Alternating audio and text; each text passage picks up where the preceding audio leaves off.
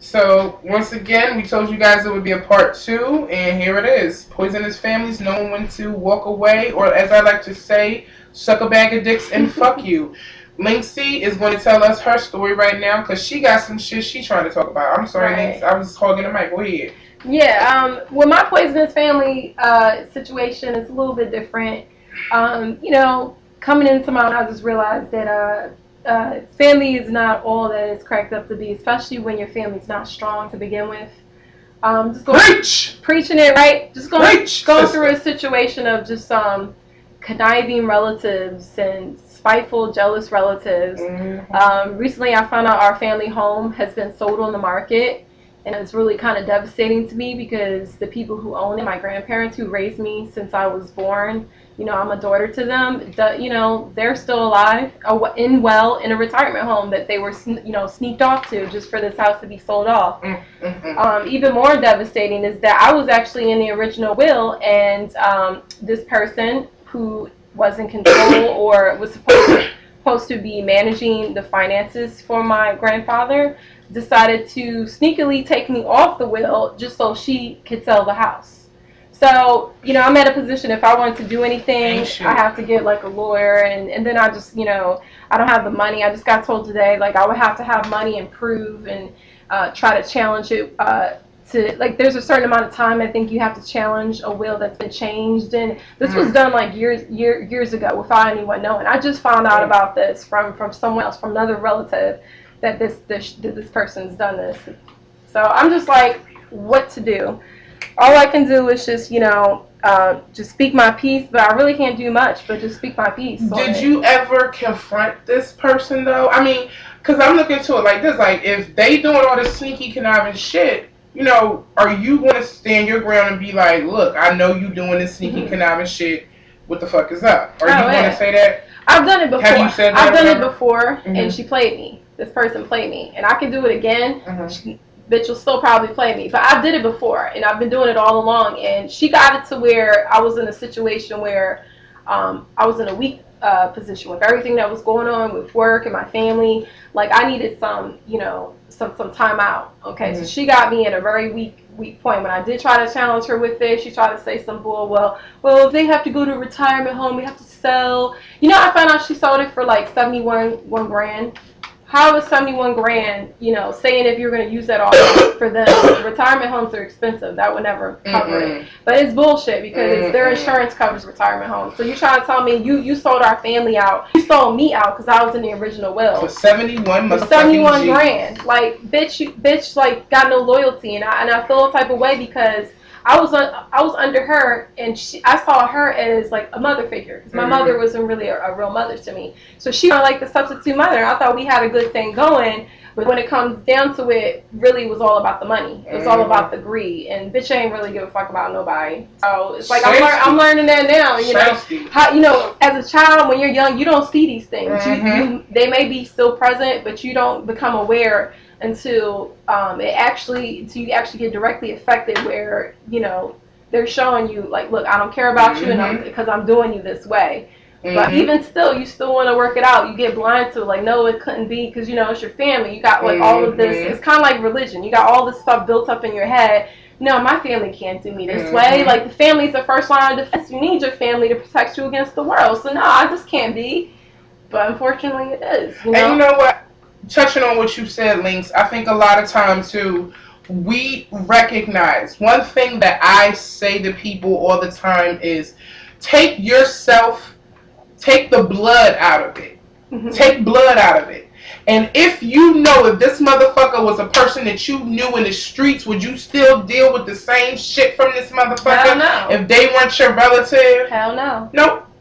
So when it comes down to it, it's like the emotion is what keeps us, what keeps you to, your family, to your husband, to your mother, the emotion. Right, that emotion, it's the emotion, that attachment, that constant thing of the forgiveness because they're blood. Right. Because it's like when you do something to someone, you have to recognize the ripples that you send out there in the universe. People don't think like that. And people don't think about that. So a lot of times what you have is, because it's family, we want to pretend like the effects never existed. Whatever you did, let's sweep it under the carpet and move on. Let's not address the true issues at hand, let's pretend they don't happen. And it's not till the motherfucker get drunk or people start wilding out that shit start coming out and secrets and bones is all over the fucking place. You know what I'm saying?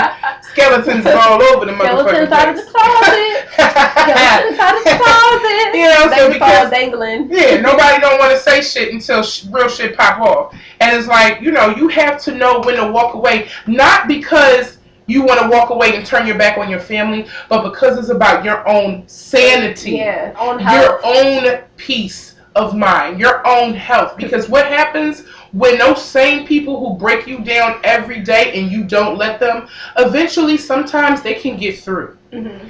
And if you let them get through, they've won.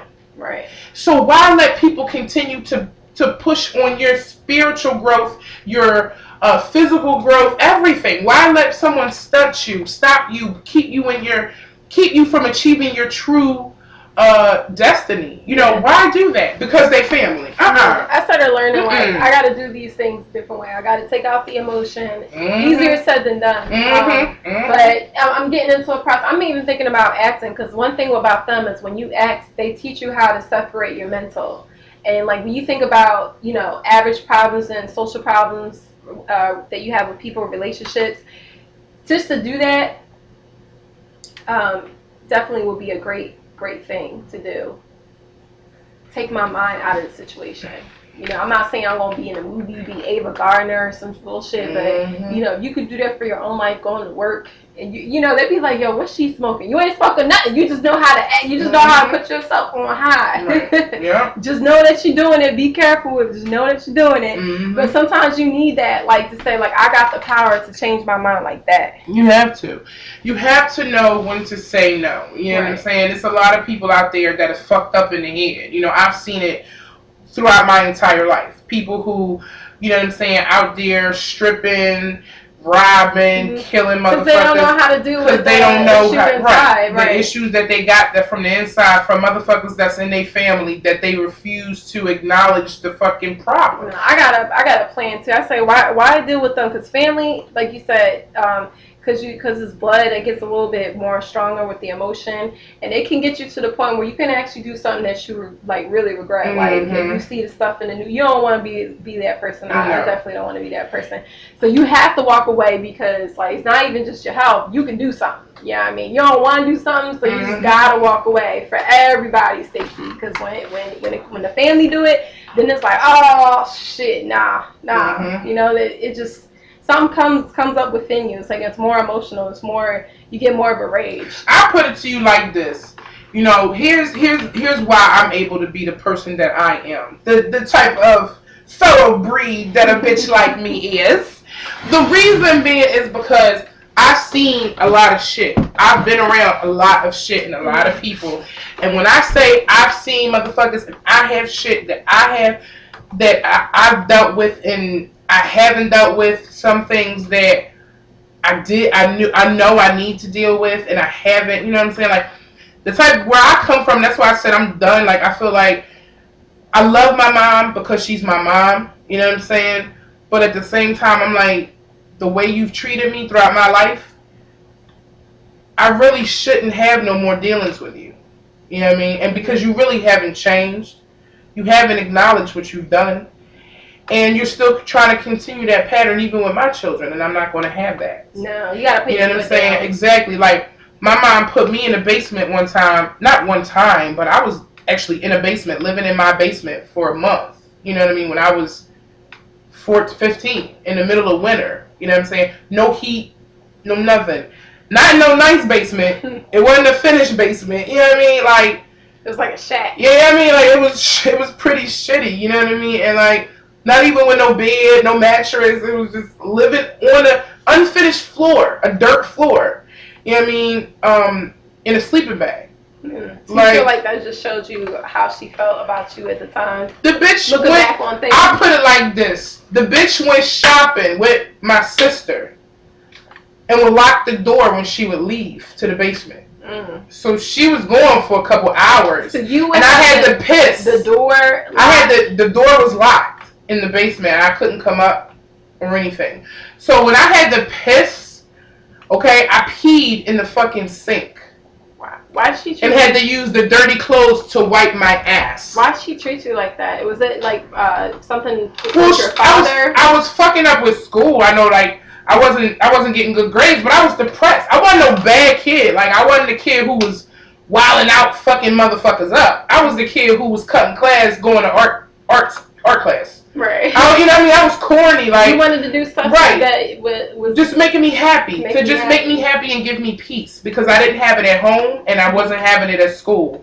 So, you know what I mean? When I say shit like that's the type of shit that I dealt with, and so when I'm an adult and you still giving me shit, why? Why am I taking it? Like, I don't need to take it no more. I had to take it then. I was 15. I had to take it then. You know what I mean? And people were like, oh, why you ain't called DHS, whatever. What the fuck DHS gonna do? Take me out of my home and put me in with motherfuckers who don't really give a fuck about me? Yeah, who don't care about At least I knew she loved me. Shit, I was still in the house. You know what I'm saying? Somehow, some way, like, you treat me like shit, but I still had a place to stay. You know what I mean? Motherfucker, there were some kids who didn't have that. Don't get me started on DHS. I mean, sometimes a child does need to be removed, but I always think, like, the attention should be to be back with the parents, because the parents have the most invested into it, even if they are shitty parents. You can't expect some foster parents. I mean, I could be wrong. There might be the few foster parents who really want to raise the child to be like their own. That's very few. So you're putting the child most often in a more dangerous, a more traumatic experience, because those foster people don't have to give a shit. Right, and I agree. I kind of feel like putting them back in situations like, you got a girl who's being molested by her pops. Do I think that she should go back to her father? No. Absolutely not. If you got a boy who's being beaten up by his mom, should he go back to his mom? No. So DHS is definitely prevalent. Yeah. You know what I'm saying? Like, I'm not going to say prevalent, but they're definitely important when it comes to issues like removing children from a home. It just doesn't work, because when they go to those foster homes or foster care or the orphanages, is that, better? A lot of times it's not even as better as the original situation. Sometimes, you know what I mean? I know people who grew up in the foster care system and who are definitely, like, normal human beings. You know what I'm saying? They are what people would say, or I'm not going to say creme de la creme, but they are. You know what I mean? I know people who were homeless, you know what I'm saying, and are millionaires. Like, it's definitely something that, just because you have a lot of kids who had shit happen to them in foster care and shit like that, it don't mean that every foster home is like that. No, it's horrible. And it doesn't mean that every kid that goes into a situation may not be the cause. Because a lot of times there's kids out here who got these fucking issues and they want to talk shit on these foster parents too, because they think like, oh, you not my motherfucking mom, you ain't my motherfucking dad, I don't gotta do shit. And then they automatically thinking that they just doing it for a check anyway, so it's like, you don't give a fuck. Yeah, why would you care? Because it's a lot of incentive. Exactly, so it's like, and even if you care, you can't constantly, bang your head against the wall trying to get a result. If a kid think you don't give a fuck, I used to volunteer with, boys' homes, and I mean, it was sad, some of the things that these children talked about. You know what I'm saying? Like, I had a child tell me one time, he was 11, like,